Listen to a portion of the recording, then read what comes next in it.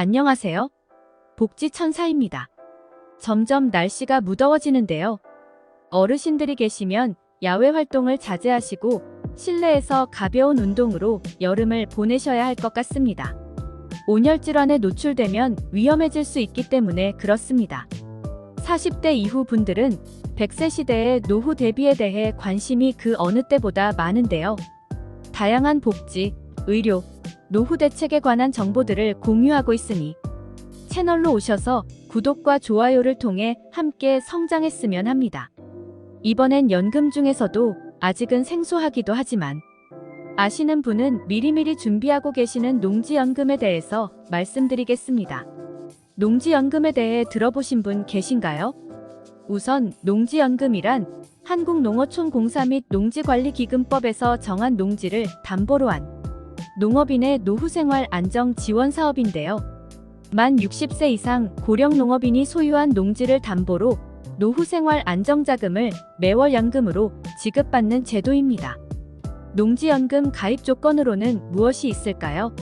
신청연도 말일 기준으로 농지 소유자 본인이 만 60세 이상이며 신청일 기준 신청인의 영농 경력이 5년 이상이어야 하며 영농기간은 신청일 직전 계속 연속적일 필요는 없으며 전체 영농 기간 중 합산 5년 이상이면 되는데요.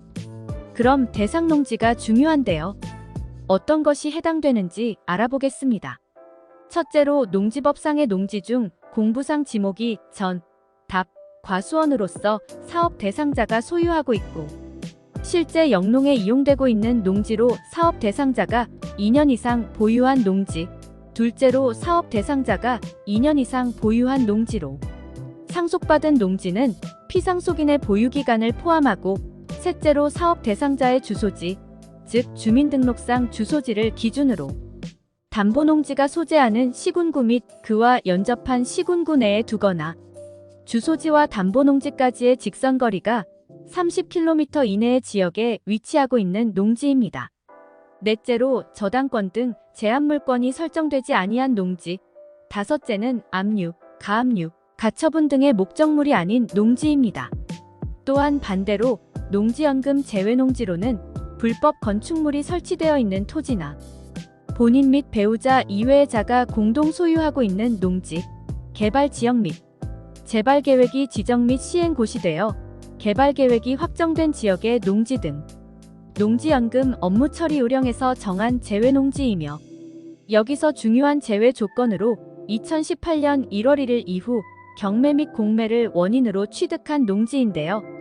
다만 농지연금 신청일 현재 신청인의 담보농지 보유기간이 2년 이상이면서 담보농지가 소재하는 시군구 및 그와 연접한 시군구 또는 담보농지까지 직선거리 30km 내에 신청인이 거주하는 경우는 담보가 가능하니 이 점 잘 알아두셔서 경매나 공매를 통해 미리 농지연금을 준비하시기 바랍니다.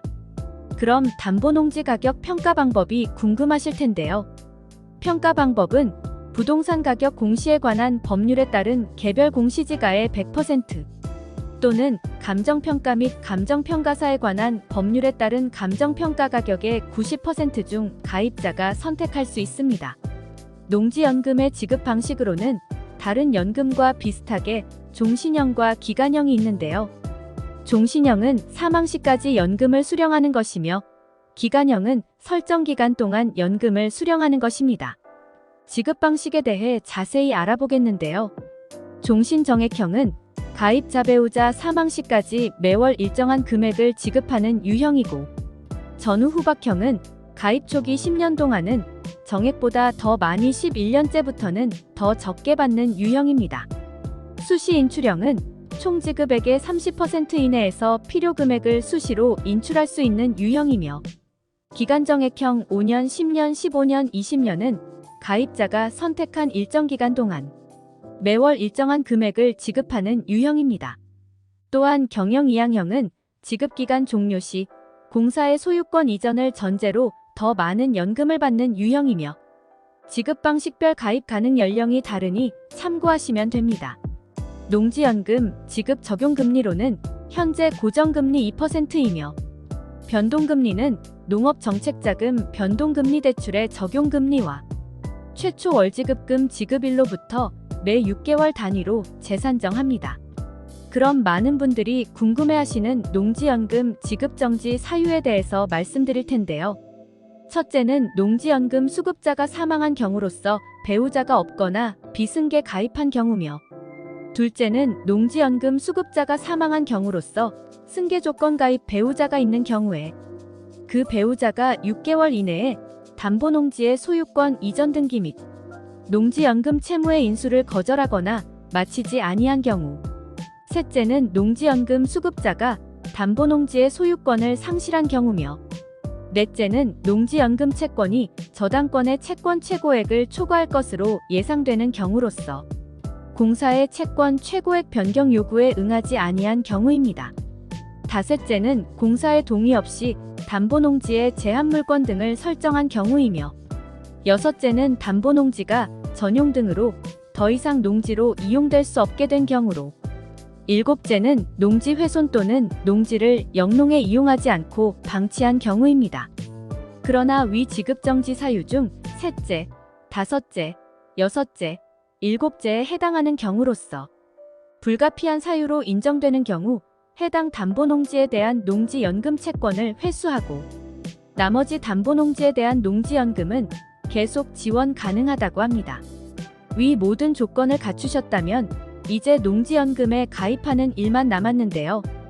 마지막으로 농지연금 가입 절차에 대해 말씀드리겠습니다.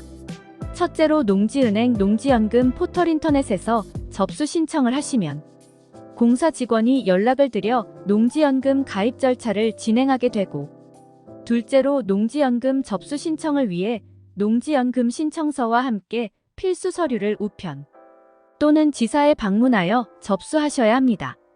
셋째로는 농지 가격 평가를 공시가가 아닌 감정가로 평가를 원하시는 경우 감정평가 동의서를 추가 제출하셔야 하며, 농지연금 사업 설명 확인서를 반드시 읽어보신 후 접수 신청하시기 바랍니다.